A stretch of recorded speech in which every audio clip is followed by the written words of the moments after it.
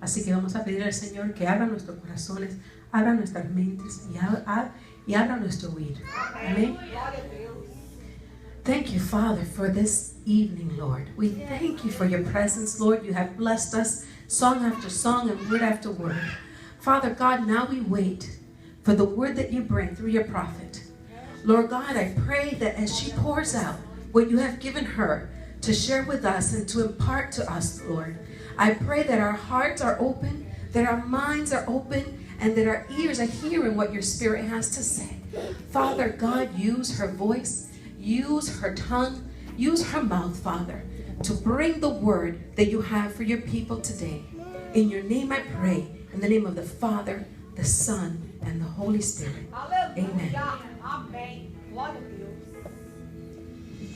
Cumprimento os irmãos com a paz do Senhor Jesus, amém? Amém. É um motivo de muita alegria poder estar aqui esta noite. Amém. Todas as vezes que eu recebo a oportunidade de compartilhar aquilo que Deus tem feito nas nossas vidas, eu alegro muito meu espírito, porque eu sei de onde o Senhor me tirou e para onde eu estou caminhando. Amém? Gostaria de agradecer ao Senhor pela vida da pastora Sandra, que está comigo, a minha companheira de oração, mulher de Deus, que tem me ajudado, tem me orientado, e eu glorifico ao Senhor pela vida da senhora pastora Sandra. Será uma bênção na minha vida, amém? Não poderia deixar de externar ao Senhor, primeiramente, por essa oportunidade, aos meus pastores, Vitor Ornelas e Ana Paula Ornelas, homens e mulheres de Deus que confiaram em nós, por isso que eu estou aqui.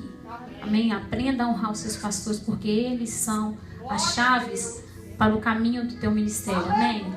Gostaria de agradecer a missionária Carol pela coragem, amém, de me convidar para eu estar ministrando, e a pastora dessa igreja, a pastora Mara, pastor Arnaldo, que não estão aqui, mas eu conheço eles, pela oportunidade, né, e a rica alegria, que meu coração não tem palavras, né, de encontrar a Kézia. Quanto tempo que não havia. A Kézia é uma adoradora, selada, escolhida pelo Senhor, amém?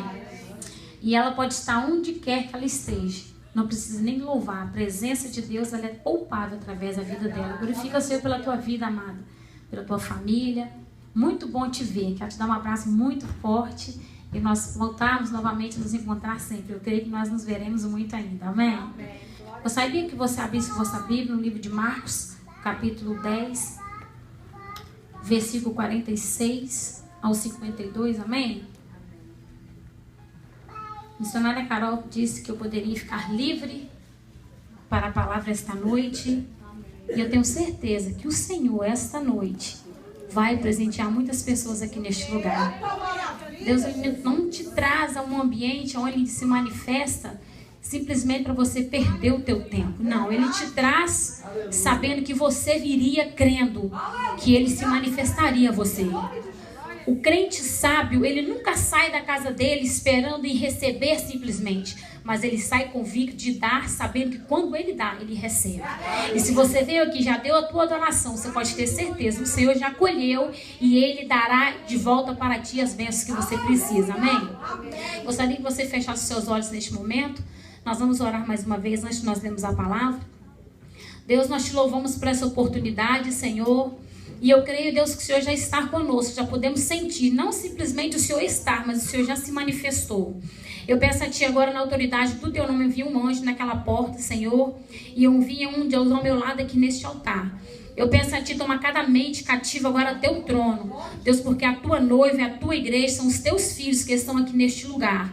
E eu tenho convicção que o Senhor, Deus, nos trouxe aqui de Píbari para receber de Ti, mas também, Deus, depositar algo que o Senhor tem feito nas nossas vidas. Eu já Te louvo pelos grandes milagres que serão acontecidos neste lugar. Obrigado, Espírito Santo de Deus, por estar conosco todos os dias. Eu Te louvo e Te agradeço por tudo, em nome de Jesus. Amém. Leemos então a palavra do Senhor, Marcos capítulo 10, versículo 46 ao 52, amém? E foram para Jericó. Quando ele saía de Jericó juntamente com os discípulos e numerosa multidão, Bartimeu, cego mendigo, filho de Timeu, estava sentado à beira do caminho. E ouvindo que era Jesus, o Nazareno, pôs-se a clamar: Jesus, filho de Davi, tem misericórdia de mim. E muitos o repreendiam para que se calasse. Mas ele cada vez gritava mais alto: Filho de Davi, tem misericórdia de mim. Parou Jesus e disse: Chamai-os. Chamaram então o cego, dizendo-lhe: tem bom ânimo, levanta-te, ele te chama. Lançando de si a capa, levantou-se de um salto e foi ter com Jesus. Perguntou-lhe Jesus: o que queres que eu te faça? Respondeu o cego: mestre, que eu torne a ver. Então Jesus lhe disse: vai, a tua fé te salvou. E imediatamente tornou a ver e seguia Jesus estrada afora. Amém. Podemos assentar, amém? Aleluia. Gosto muito dessa palavra, tive a oportunidade de estar ministrando ela em outro lugar. Mas Deus trouxe algo singular para você esta noite, porque eu creio que todos os dias nós podemos ler os mesmos versículos, podemos ler os mesmos capítulos, mas todos os dias Deus nos dá novas revelações, porque Ele é novidade de vida para nós. Amém. Quando nós vimos a um culto, em cada culto que vimos, é uma oportunidade de você se libertar de tudo aquilo que te prende de cumprir os propósitos de Deus.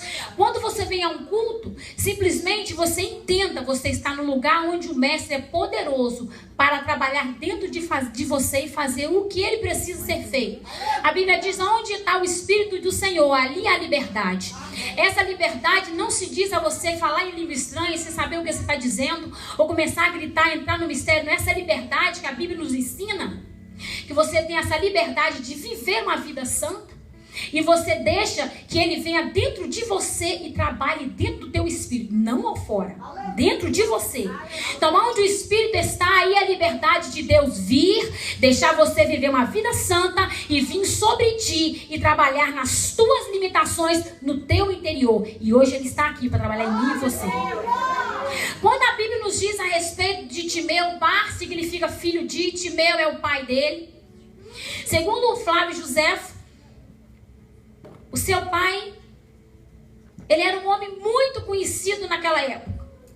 Às vezes nós pensamos, ele é simplesmente um cego comum, um cego simplesmente porque ele nasceu cego, ou porque às vezes por um acidente ele ficou cego. Não, mas existe algo muito profundo, muito mais além, que Flávio Josefo diz. E eu fui naquela imaginação e eu percebi que quando Deus faz um milagre é muito maior daquilo que os nossos olhos veem. O Flávio Josefo, ele era um judeu, converteu-se ao cristianismo, ele era um historiador. E o pai de Timeu, o Timeu, ele era aposentado, ele era um general aposentado que servia o exército de Israel.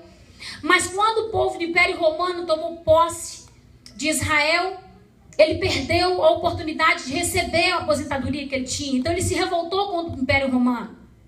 E assim colocando em perigo o povo do Império Romano. Então o que aconteceu? Ele começou a ser perseguido. Perseguiram ele, prendeu e o mataram. E tinha o Bartimeu, filho dele. Para que ele não virasse um revoltoso como o pai, ou pior, resolveram arrancar os seus olhos.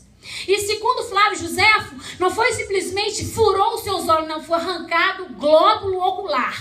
O que quero te dizer? O buraco dos olhos ficaram visíveis. Ele arrancou os olhos do menino. Então, o milagre que Deus fez nessa passagem não foi simplesmente alguém que tinha a carne dos olhos e voltou a enxergar, ou tinha uma catarata que cobria a visão. Não, Deus fez a reconstituição total do olho do menino. E quando a Bíblia nos diz que estava ali Bartimeu e ele via virtualmente com a multidão, e ele começou a gritar porque ele sabia quem era, que ele era o Messias. Mas os doutores da lei não sabiam. Mas ele ouviu dizer que o filho de Davi passava por ali. E a minha Bíblia e a tua Bíblia diz que ele começou a gritar: filho de Davi, tens misericórdia de mim. E quando a Bíblia diz a respeito que ele foi repreendido, o repreender no grego é sozo, é muito mais profundo. Ele foi violentamente impedido de gritar. Olha, debaixo de ameaças. Ele não podia gritar, mas ele sabia que essa seria a última oportunidade que ele teria de voltar a ver. E quando diz que ele estava à beira do caminho, eu conjecturo, desacreditado, esquecido e sem esperança. Então a Bíblia nos diz, como dizia que o pai dele era um general aposentado que servia ao exército de Israel, esse menino não era um menino qualquer.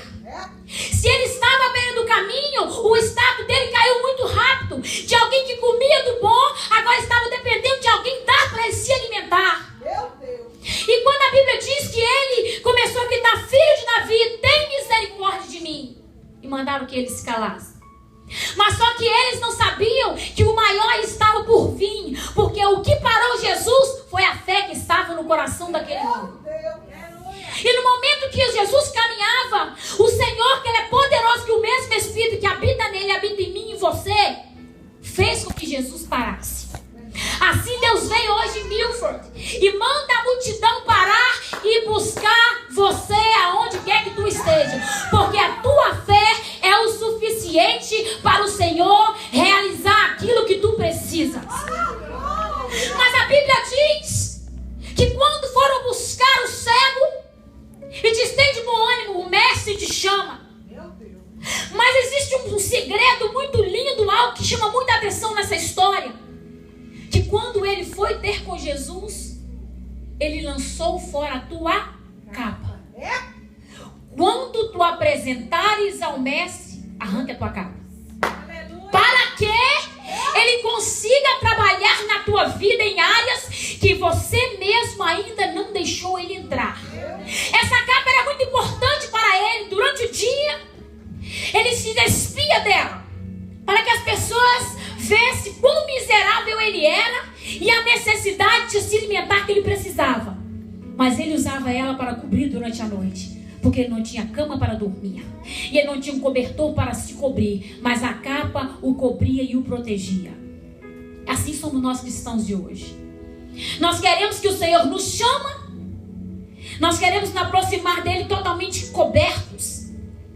Por isso ele pergunta: o que queres que eu te faça? Deus é o sabedor de todas as coisas, mas ele quer saber a intenção do teu coração.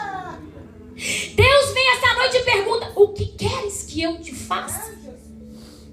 Qual é a prioridade da tua vida para a concretização dos sonhos de Deus na terra? Nós precisamos entender que cristianismo é muito mais além de que nós levantarmos as nossas mãos e aceitar ao Senhor Jesus. Cristianismo é seguir a Cristo. Quando seguimos a Cristo, nós não traçamos nós diretrizes, Ele traça. Porque quando você está na highway seguindo alguém de carro, meu filho, que tremendo. Se você sair de trás do carro, você se perde. Assim é o cristão. Se você serve a Ele, você sair da visão de Deus, você não mais consegue encontrar o caminho. Chegou o meu tempo, chegou o teu tempo de nós nos despirmos daquilo que impede de Deus ver em áreas das nossas vidas que precisam ser trabalhados. Vim pregar para crente. O que faço eu, Senhor, que as coisas do Senhor não conseguem ser concretizadas na minha vida? Saia do seu comodismo. Vivemos no tempo da graça, mas as nossas atitudes é como se estivéssemos na lei. Queremos viver um cristianismo água com açúcar, sem compromisso, sem oração. E se você não se preparar, o noivo aí virá e você não ouvirá o teu nome ser chamado para subir. Precisamos voltar novamente a pensar o que nós precisamos fazer. Qual é a limitação na tua vida que impede a manifestação do poder na tua vida? O que mais me preocupa não é esses demônios, essas dificuldades que os crentes têm de ser mal de paga, ruim de paga, mentiroso, enganador e dizer: você vai no culto, irmã? Se Deus quiser eu vou. Irmão, se Deus não quisesse, lógico que Deus quer que você vai no culto. Sim, sim, não, não. Pastor disse é procedência maligna. Se ligou para você e perguntou: você vai no culto? Eu não vou.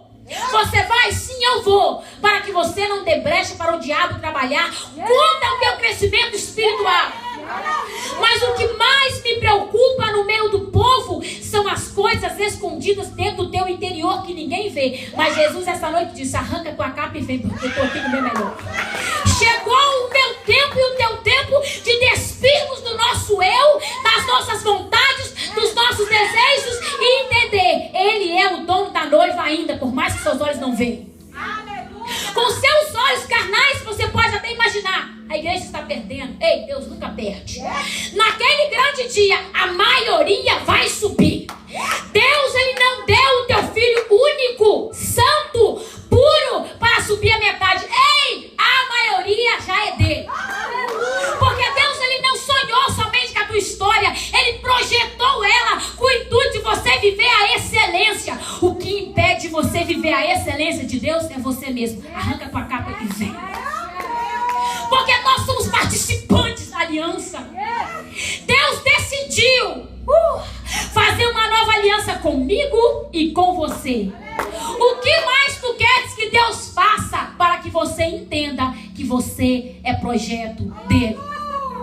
E essa semana eu estava dentro das minhas casas trabalhando com a minha funcionária e às vezes disse assim: nossa, Eliette, você fala umas coisas e eu, depois de quantas horas que eu vou pregar, é difícil, porque quando Deus dá uma revelação para você, você degusta daquilo e não pode perder. E eu estava trabalhando, Deus me disse assim: antes da cruz você tinha um preço, depois da cruz você tem um valor. O que isso quer dizer?